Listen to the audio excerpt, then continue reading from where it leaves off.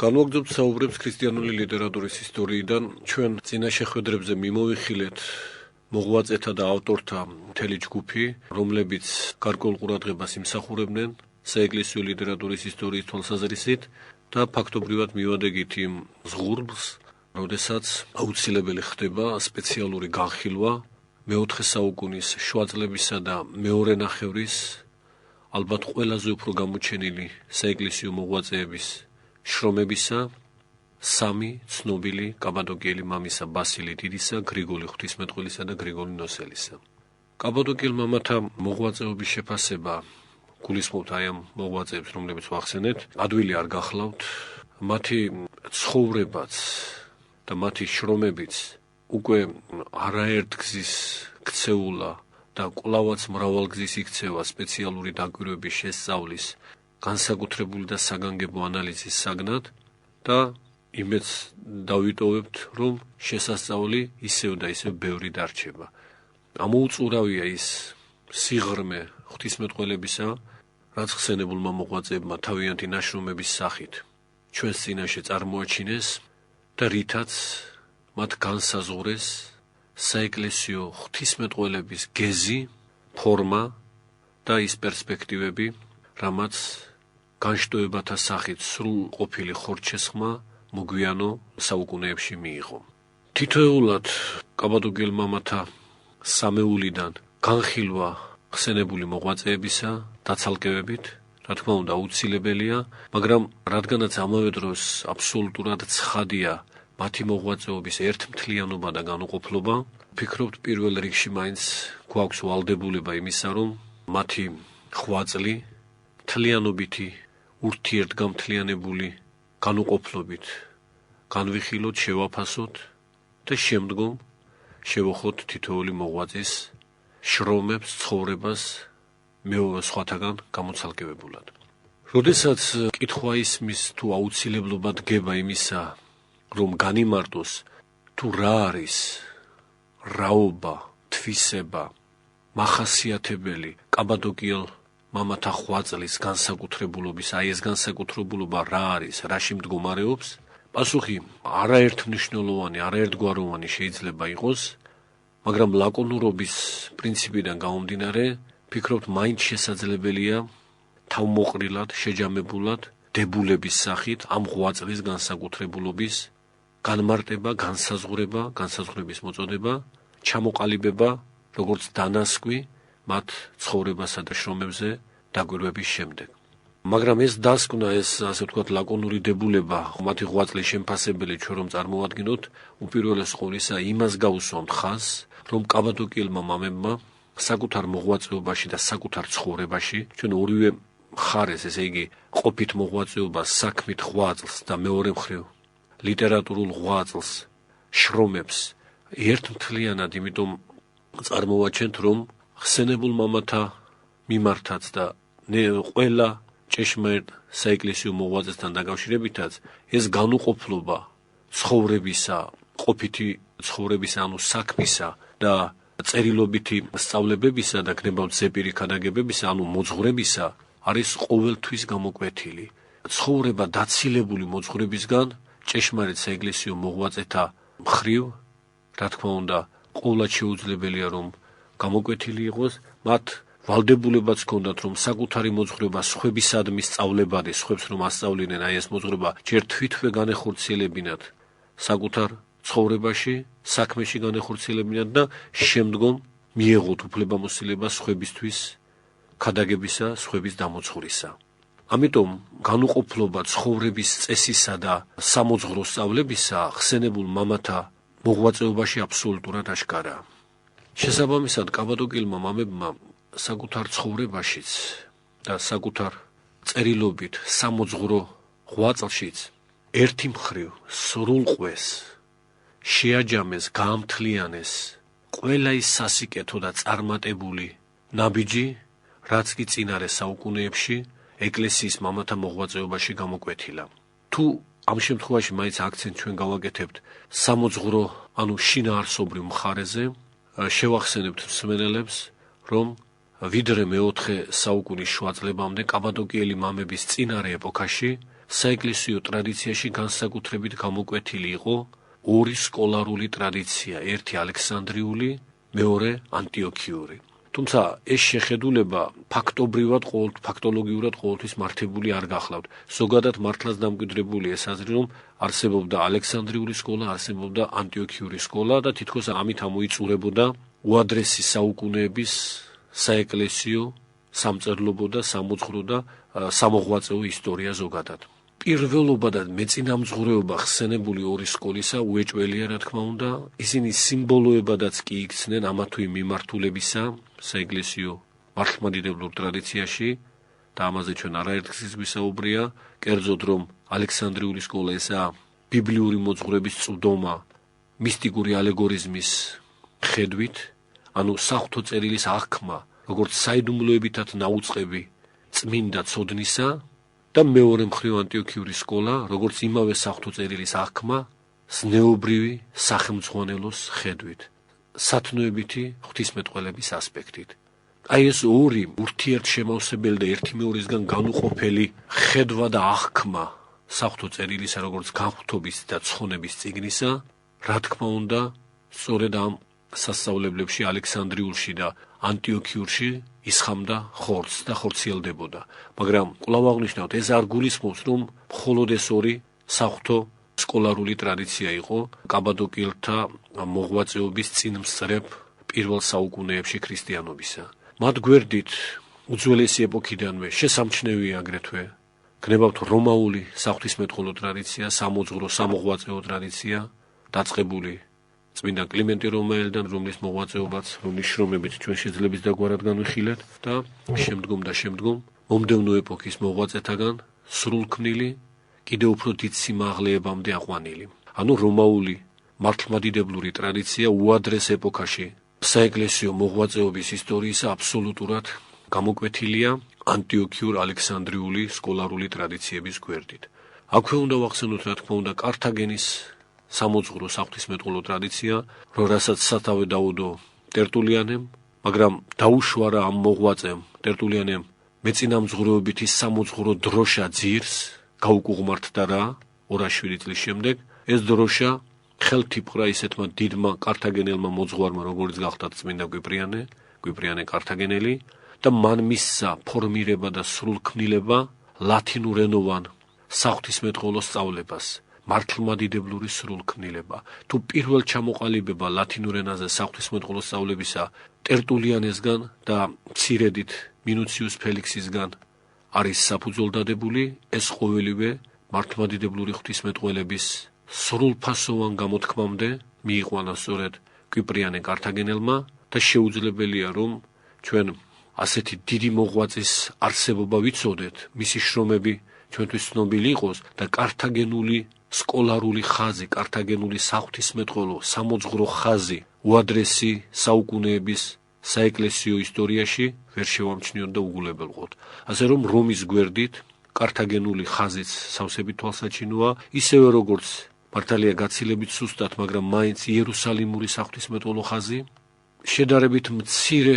ქალაქების, მცირე რეგიონების, მათ შორის თუნდაც პალესტინის კესარია, სადაც მესამე საუკუნის 30-იან წლებში ფორმობრივადაც, არამხოლოდ შინაარსობრივად, ფორმობრივადაც ფუძნდება სასწავლებელი, რომელიც სისტემის მხრივაც სასწავლებელია და არა ვთქვათ სიმბოლურად და გადატანით მნიშვნელობით. რა გაგებითაც ნებისმიერი მონასტერი, რა თქმა უნდა, სასწავლებელია. პალესტინური კესარიის და თვით კაბადოკიის, სადაც კაბადოკიელი მამები მოღვაწეობდნენ. კაბადოკიასაც შესამჩნევი სამოძღვრო საღვთისმეტყველო წარსული ჰქონდა, თუნდაც ისეთი დიდი მოღვაწის სახით, როგორც გახდათ წმინდა გრიგოლ ნეოკესარიელი. ასე რომ ამ ორ მეწინამძღვრე კატეხიზმურ მოძრაობას, ტრადიციას, ურთიერთშემავსებელს, ერთი მხრივ ალექსანდრიულს და მეორე მხრივ ანტიოქიურს თანაშეერთვოდა უაღრესად ღირსეული სულიერი ნაკადები რომიდან, კართაგენიდან, პალესტინის კესარიიდან, იერუსალიმიდან და ერთ მთლიან დიდ საღვთისმეტყველო მდინარედ მიმოიქცეოდა მთელი მაშინდელი ქრისტიანული ოიკუმენას სივრცეში. მაგრამ ვამბობთ რა მდინარედ, აი ამ მდინარესთან დაკავშირებით გვინდა კვლავ მოვიხმოთ დიდ კაბადოკიელთა სახელები, რადგანაც ყველა ის მცირედი თუ დიდი სიძლიერის მდინარება საღვთისმეტყველო აზრისა, სამოღვაწეო გეზისა, რაც მეოთხე საუკუნემდე ან და მეოთხე საუკუნის შუა წლებამდეა შესამჩნევი საეკლესიო ისტორიაში და ქრისტიანულ ოიკუმენაში, მანამ არ ქცეულა დიდ და განუყოფელ და ერთ კალაპოტში მსრბოლ მდინარედ, ვიდრე ხსენებულმა დიდმა მამებმა მოღვაწეობა არ დაიწყეს. მათი ღვაწლია, რომ მეტნაკლებად ფორმალური თუ ყოფითი ხარვეზებისა და სირთულეების საფუძველზე ცალ-ცალკე მდინარი, ცალ-ცალკე მსრბოლი საღვთისმეტყველო ტრადიციები ერთ სულიერ მდინარებად შეანიფთეს, ერთ განუყოფელ სულიერ მოძრაობად ჩამოაყალიბეს, იმემკვიდრეს ყოველივე ეს და თავის თავშივე, თავის ღვაწლში, როგორც საქმითად გამოვლენილში, ასევე მოძღვრებითად გამოვლენილში, ყოვლითურთ ერთ ხვეს. ანუ კაბადოკიელი მამები პირველ რიგში გვევლინებიან, როგორც უკვე ნაწილობრივ აღნიშნეთ, ყველა იმ წარმატებული საღვთისმეტყველო, ზოგადად სამოღვაწეო სულიერი ტრადიციის მემკვიდრედ, რაც კი პირველი საუკუნეების საეკლესიო ისტორიაში მეტნაკლები სიძლიერით გამოვლენილა. მათ ყოველივე ეს აითვისეს, შეითვისეს, შეისისხლხოცეს და თავიანთ ღვაწლში ერთმთლიანად სრულ ხვეს. უახლესნიც კი ჩვენ არ ვამბობთ, რომ მხოლოდ მეოთხე საუკუნემდელნი, ყველა ეს ფაქტობრივად რაც ჩამოთვალეთ, მართლაც მეოთხე საუკუნემდელია, იქნება ეს ალექსანდრიული საღვთისმეტყველო ტრადიცია, ანტიოქიური, რომაული, კართაგენული, იერუსალიმური, პალესტინის კესარიისა და ასე შემდეგ და თვით კაბადოკიური. მაგრამ მეოთხე საუკუნის დამდეგს მოგეხსენება, ჩვენ ამაზე დეტალურად ქონდა საუბარი, უდიდესი სულიერი საღვთისმეტყველო მიმდინარეობა ფუძლდება მეუდაბნოეობის სახით, განდეგილობის სახით, თავისი ორი ხაზგასმული და გამოკვეთილად და თვისობრივად ჩამოყალიბებული სახესხვაობის, ერთი მხრივ კენობიტიზმის, ანუ მონასტრული ტიპის განდეგილობის და მეორე მხრივ ანაქორეტული, განშორებითი, კელინური, ანუ დაყუდებითი ტიპის განდეგილობის სახით და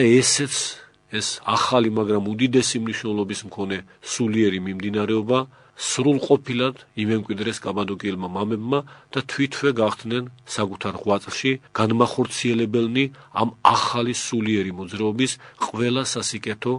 ყველა საღვთო თვისებისა. ამრიგად განსაკუთრებულება კაბადოკიელმა მამათა ღვაწლისა პირველ რიგში გახლავთ ეს ჭეშმარიტად განსაცვიფრებელი და უსასრულობამდე მისული დიაპაზონი, განვრცობა მათი სულიერი ხედვისა, როგორც მთელი წინარე ეპოქების საღვთისმეტყველო წარმატებათა თავის წიაღში შემონკრებელი და შემწყნარებელი. ეს ერთი მხარე და ამას ჩვენ თანდათანობით უფრო და უფრო გავშლით, როდესაც თითოეულ მოღვაწეზე საგანგებო მსჯელობა და განხილვა გვექნება. ახლა მხოლოდ შთაბეჭდილების შექმნის კუთხით ვსჯელობთ ამაზე და პირველი მნიშვნელობის დასკვნას კაბადოკიელ მამათა ღვაწლთან დაკავშირებით, სწორედ ამაში ვხედავთ, რომ ისინი უსაღვთოესი მემკვიდრეები აღმოჩნდნენ ყველა წინარე კეთილი საღვთისმეტყველო ტრადიციისა, საღვთისმეტყველო სამოღვაწეო ტრადიციისა, მეოთხე საუკუნის შუა წლებამდე, რაც კი საეკლესიო ისტორიაში გამოვლენილა, განდეგილური მოღვაწეობის ჩათვლით. ეს ერთი მხარე და მეორე მხარე, გახდნენ რა აი ამგვარად სრულად მიმღებნი, მემკვიდრეობითად სრულად მიმღებნი ყველა წინარე სულიერი ღირსებისა და ეს ერთი მხარეა მათი მოღვაწეობის, მეორე მხრივ აი ამის საფუძველზე თვითვე იქცნენ, ეს მამები თვითვე იქცნენ, თვითვე გვევლინებიან, მოგვევლინენ, როგორც უმტკიცესი საფუძველი ყველა შემდგომდროინდელი, ვიდრე დღემდე, ყველა შემდგომდროინდელი, ასევე წარმატებული, ასევე ღირსეული და საღვთისმეტყველო სამოღვაწეო მიღწევებისა. რაც კი შემდგომში წარმატებანი ყოფილა რა გინდა რა სახითა და განშტოებითა და გამოვლინებითა და ჟანრით, ყველა მათგანის უმნიშვნელოვანესი ფუძე კვლავ კაბადოკიელი მამებია. თუ ჩვენ მოძღვრების და საეკლესიო მწერლობის კუთხით ვიტყვით, ყველა ჟანრში მათ საეკლესიო მწერლობის ყველა ჟანრში წარუშლელი კვალი დატოვეს, შეამზადეს მთელი სამომავლო წარმატებულობანი ამ მხრივ და საქმითი მოღვაწეობის მხრივაც მათვე მოგცეს ნიმუში, რეგლამენტი, წესგანგება, ჭეშმარიტად ღირსეული, სათნოებითი ღვთისსათნო და მაცხოვნებელი მოღვაწეობისა. ანუ საქმითი კუთხითაც, მოძღვრებითი კუთხითაც მათ განსაზღვრეს პროფილი, სულიერი კალაპოტი მთელი შემდგომდროინდელი საეკლესიო საღვთისმეტყველო მოღვაწეობითი ისტორიისა. ერთი მხრივ მიმღებნი, მეორე მხრივ თვითვე დამფუძნებელნი. აი ეს გახლავთ ეს ორი მხარე, უდიდესი მნიშვნელობის ორი ასპექტი მათ ცხოვრებაშიც და მოძღვრებაშიც სრულიად მკვეთრად შესამჩნევნი, რომელთა, ესე იგი აი ამ ორი მხარის მთლიანობაც გამორჩეულად ღირსეულ მოღვაწეებად წარმოადგენს ჩვენს წინაშე ამ კორიფეებს საღვთისმეტყველო აზრისა, მოღვაწეობითი, საქმითი კუთხითაც უდიდეს მასწავლებლებსა და გზის გამკაფველებს ცხონების გზაზე. ამრიგად, ამ განხილვის შემდეგ ჩვენ უკვე მართლაც შეგვიძლია ის რაც დასაწყისში ვთქვით, დებულებაც კი, ასე ვთქვათ, ჩამოვაყალიბოთ კაბადოკიელ მამათა ღვაწლის განმსაზღვრელი. თუ რა არის ეს ღვაწლი, რომ მათ ერთი მხრივ საკუთარ მოღვაწეობაში სრულყოფილად მიიღეს და შეითვისეს და გაამთლიანეს ყველა ის სასიკეთო, საღვთისმეტყველო სამოღვაწეო გზა, ტრადიცია, წარმატებულობა, რასაც კი ადგილი ჰქონია მე-4 საუკუნის შუა წლებამდე ეკლესიის ისტორიაში და რაც კი კაბადოკიელ მამებამდე მეტნაკლებად მაინც ურთიერთდაცილებულად, ურთიერთგანკერძოებულად ცალკ-ცალკე მდინარებდა იმ სულიერ სივრცეში, რასაც ქრისტიანული ოიკუმენა ჰქვია. მიიღეს ეს ყოველივე პირველ რიგში და მეორე რიგში ამ უსახთოესი მემკვიდრეობის საფუძველზე თვითონვე გახდნენ უმტკიცესი ფუძე და ბალავერი მთელი შემდგომდროინდელი საეკლესიო საღვთისმეტყველო სამოღვაწეო ისტორიისა. და რა თქმა უნდა, ასეთ ქვაკუთხედად ქცეული მამები, ბასილი დიდი, გრიგოლ ღვთისმეტყველი და გრიგოლ ნოსელი, განსაკუთრებულ განხილვას იმსახურებენ, განსაკუთრებულ პატივისცემას და კრძალვას იმსახურებენ ჩვენგან. ცხადია, ჩვენ არ გავკადნიერდებით იმის სათქმელად, რომ ეს რადიო საუბრები და ფორმატი ჩვენი საუბრებისა შესაძლებლობას მოგცემს თუნდაც მიახლოებითად მაინც იმ უდიდესი წვლილის წარმოჩენისათვის მეტნაკლები შთამბეჭდაობით, მაგრამ რამდენადაც ვალდებულნი ვართ ზოგჯერ, რომ შეუკადრებელ შევკადროთ და უძლიერესი ჩვენზე გამოვიძიოთ, თუმცა კი ეს აპრობირებული და მოწონებული არასოდეს არ ყოფილა, მაგრამ სრულ დუმილს და ამით უმადურობის გამოჩენას, როგორც გვასწავლის თუნდაც წმინდა გრიგოლ ნეოკესარიელი, სჯობს როგორც შეგვიძლია, თუნდაც უკიდურესად კნინობითად, მაგრამ მაინც მადლიერება გამოვხატოთ უდიდესი მოღვაწეებისადმი, იმ განსაკუთრებული ღვაწლის გამო, რაც მათ თუნდაც უშუალოდ ყოველი ჩვენთაგანის წინაშე და ზოგადად საეკლესიო ისტორიის წინაშე მიუძღვით. ამგვარი გახლავთ ზოგადი ხედვა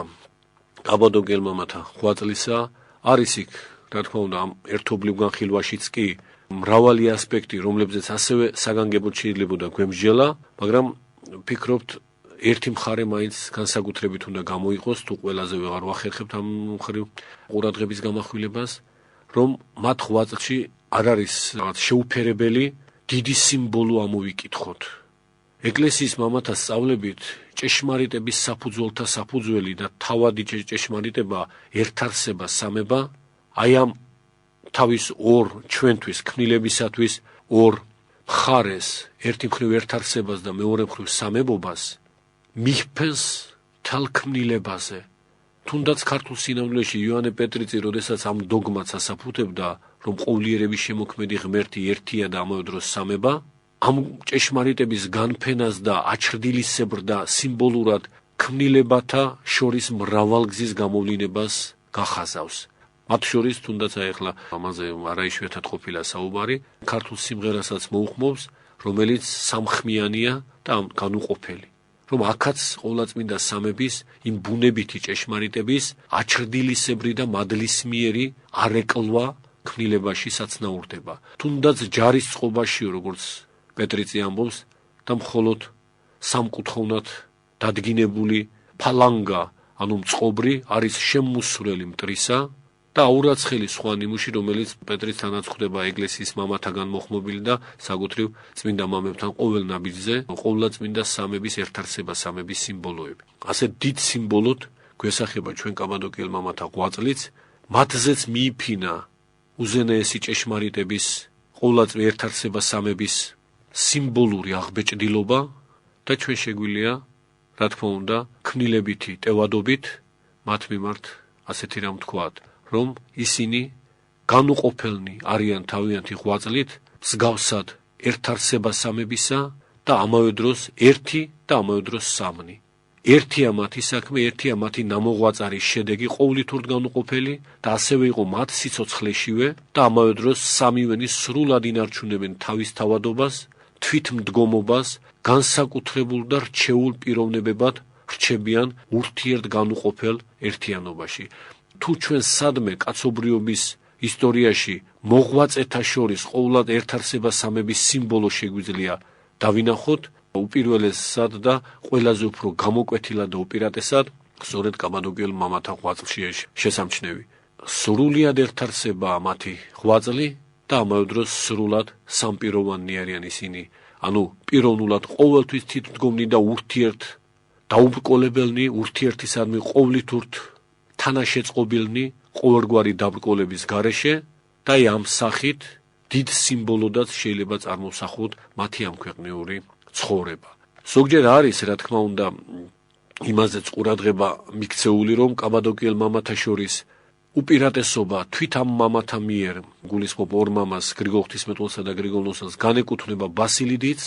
და აქაც ჩვენ სიმბოლური გამოკრთომა თავადი ჭეშმარიტებისა შეგვიძლია იმ კუთხითაც გამჭირდოთ, რომ როგორც არის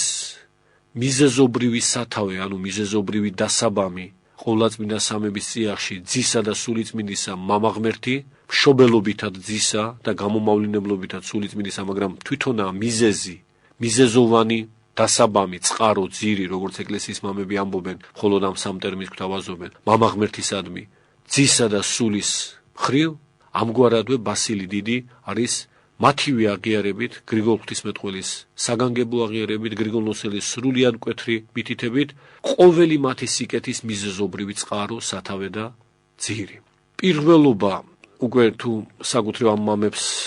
მივაქცევთ ყურადღებას და უკვე სიმბოლურობისგან გადავინაცვლებთ რეალურობაზე, მათ ამ ქვეყნიურ ცხოვრებაზე, პირველობა ქრონოლოგიური წესითაც, ანუ ასაკობრივი უხუცესობითაც ბასილიდიც განეკუთვნება და გაწეული ღვაწლითაც. შესაბამისად, ფიქრობთ, გვაქვს ვალდებულება იმისა, რომ პირველ რიგში ჩვენს სწორედ ბასილი დიდის შესახებ წავმართოთ საუბარი. ამჯერად ამით დავასრულებთ, გმადლობთ ყურადღებისათვის.